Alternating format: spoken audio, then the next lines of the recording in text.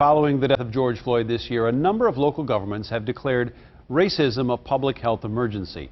In tonight's Voices for Change, a conversation on the psychological impact of racism.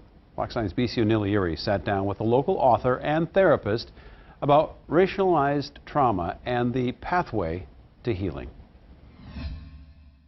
Resmaa, you call yourself a cultural trauma navigator. What exactly is that? Well, I believe that when it comes to trauma and when it comes to race, that white body supremacy and racism is actually trauma, right? And that many times when we talk about race, when we talk about white body supremacy, we talk about it from an intellectual place. And I believe that white supremacy and trauma actually happens in the body. Right?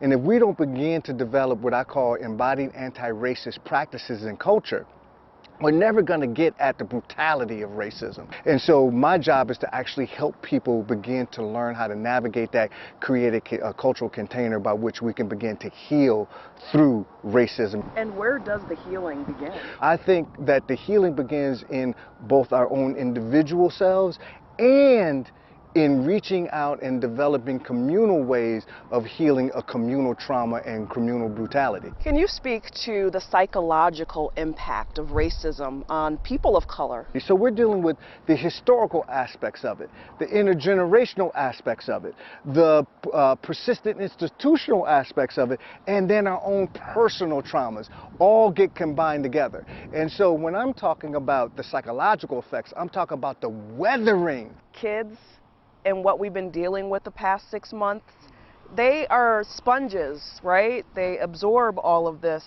Should parents be concerned? Should they be taking steps to kind of protect their kids? When it comes to the kind of global and nation trauma that we've been dealing with, that has been with us since we got here, but issues like Brother George Floyd, Brother Arbery, Sister Breonna, those issues and the graphicness of those issues affect children, right? And affects black children, right? Black children don't necessarily have the ways of navigating that maybe you or I have as an adult. And one of the most important things is talking to our children and letting them know you are not crazy.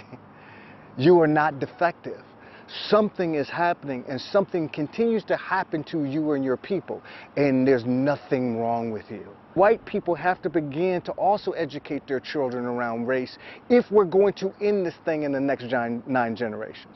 From the pandemic to the racial reckoning that we've seen over the past several months, what have your takeaways been? Before COVID-19, there was COVID-16-19 as it relates to my people, right? And that we have to take that seriously, that something happened and continues to happen, and we have to develop a communal and collective way of dealing with that, right? And so for me, right now, I don't think that just because you're seeing some of the performative things that you're seeing people do and positioning that you're seeing people do, that that's real change.